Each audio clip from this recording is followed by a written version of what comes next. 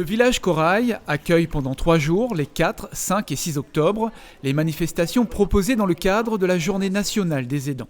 Le statut de proche aidant, c'est quelqu'un, ça peut être un membre de la famille, comme ça peut être un voisin ou un ami, qui va effectivement accompagner une autre personne malade, en situation de handicap ou âgée, dans les actes essentiels de la vie quotidienne. Elle va l'aider dans ses déplacements, elle va l'aider à s'alimenter, elle va l'aider à se changer. Donc c'est vraiment un rôle qui est dédié vraiment à la proche aidance. Ils sont 50 000 proches aidants à La Réunion à s'occuper d'un proche au quotidien. Un engagement lourd qui souvent isole l'aidant, se retrouvant ainsi en manque d'accompagnement et de soutien. Moralement, parce que notre santé prend un coup, parce que lui, il était vraiment grabataire. Moi, je me suis donné à fond, même maintenant. Mais je veux dire, donc nous, le moral prend un coup. Et puis, des fois, on n'est pas bien, on a envie d'exploser, on a envie de dire ce que... Mais on ne peut pas.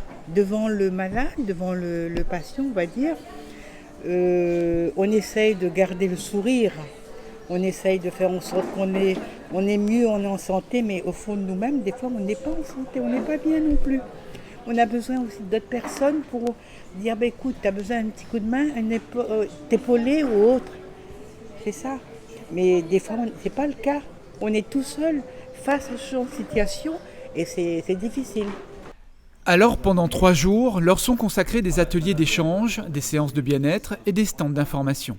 Avec le groupement d'intérêt public Service à la personne, le département s'engage à apporter un peu de repos et de répit à ses proches aidants.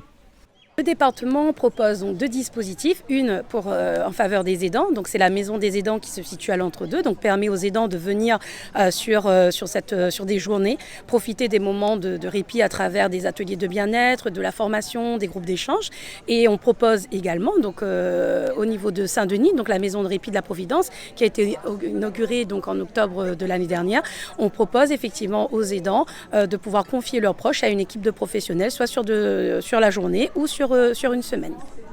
Nous, on a mis en place, par exemple, le Pass Bien-être, qui a été reconduit, qui nous permet de donner des moyens financiers aux personnes, aux aidants, pour justement se ressourcer, retrouver un peu de bien-être.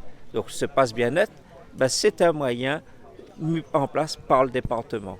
Et au-delà de ça, les répits-repos, tout un ensemble de dispositifs. Mais je sais que les aidants veulent plus avoir un statut, disposer d'un véritable statut. Mais là, c'est un combat qu'on doit mener et je les soutiens là-dedans, dans ce combat-là, auprès du gouvernement et bien sûr auprès des parlementaires pour que le statut des aidants soit mieux reconnu. Un statut de proche aidant qui manque encore de reconnaissance pour leur engagement au quotidien. En mai 2015, l'État leur reconnaît un droit au répit, un premier pas vers le changement.